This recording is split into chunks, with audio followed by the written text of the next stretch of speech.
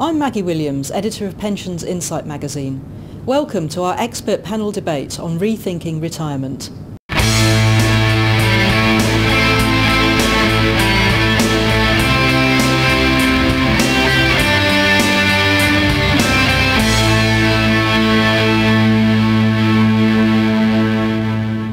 There have been many changes in the retirement landscape recently that may address the balance between employer, employee and state provision in retirement. Let's discuss some of those issues.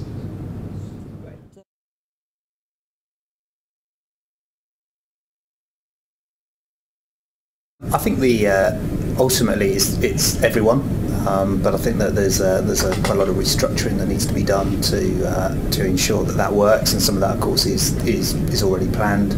So auto enrolment will be a big push to sharing the burden between those three groupings. I think probably the key issue is around how that is communicated and making people feel as though this is something that's actually good and helpful for them, as opposed to what might appear to be a burden for them, when actually they'd rather be spending money elsewhere. I disagree with you slightly. I don't think it's everyone's responsibility.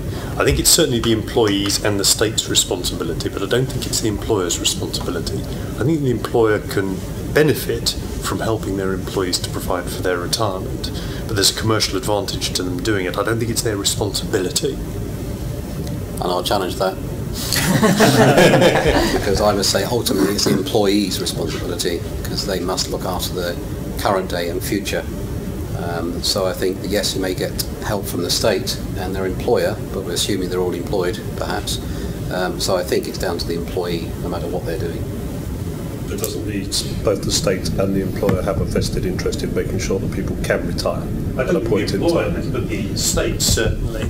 If the state doesn't provide a framework to encourage people to save for their retirement, we're all going to become a burden on means-tested benefits or whatever mechanism. There's going to be abject poverty, people sleeping in the gutter when they get to retirement, but I don't think it's the employer's responsibility. You could say it could be the employer who is ultimately employing that individual at the point where they could retire or have in the past retired, because if they haven't got adequate benefits to be able to retire, then with the age discrimination legislation as it is, an employer is less able to say to them, right, well, I'm going to move you from a point of working to a point of no longer working, whether you can afford it or not.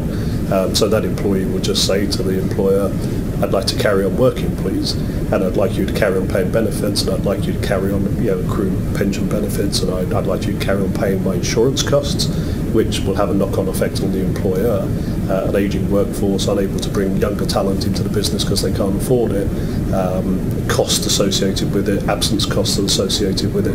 You're going to get to a position where the employer is going to say, actually, I need to do something about that. Which I think agrees with my point. Well, one observation, first of all, the majority of employees will work for employers who won't see them transition from work to retirement. You know, you'll have had 4 or 5 jobs before you get to the one that's But there will be an employer holding the baby at the point. There will be, but that's when they have a commercial advantage or commercial incentive to help the individual. I'm not saying that the employer shouldn't be involved in the process. The employer should be involved, but it's not their responsibility, unless it's a responsibility to themselves and their shareholders. Do they not have a responsibility because of auto enrolment though? Surely they do. Oh, they have a legal responsibility, but that's different. But I think that's the point, is that they do have a responsibility, so they need to now make sure that it works to their advantage. Yes. Which I think is your point, Steve. Yeah, exactly. Over the employer point as well, I think actually there is a moral responsibility in the economic cycle that Steve described, that ultimately employees, to Martin's point, have got to be accountable for their own sustainable income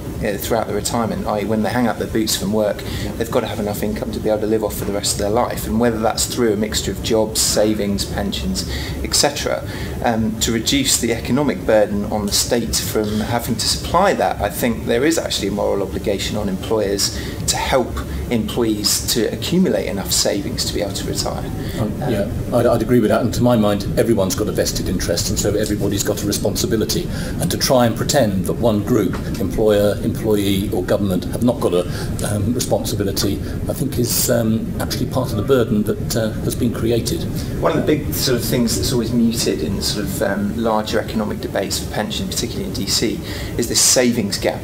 and it's perhaps slightly disingenuous number, and I think there's been a lot of criticism at it. I mean, when it was originally calculated, for example, they hadn't taken into account pension transfer values in the year that they calculated it. But numbers that I've seen recently in the last 10 years since stakeholder was introduced, we've gone from a savings gap which was numbered at 27 billion through to recent numbers which were published by Aviva of almost 320 billion, and we're that sort of number, an increase in a gap between people doing nothing, is surely unsustainable in any environment, and therefore you're only going to get economic sense in encouraging people to save for their retirement by all three parties being fully engaged, whether they're forced to, whether it's a moral obligation.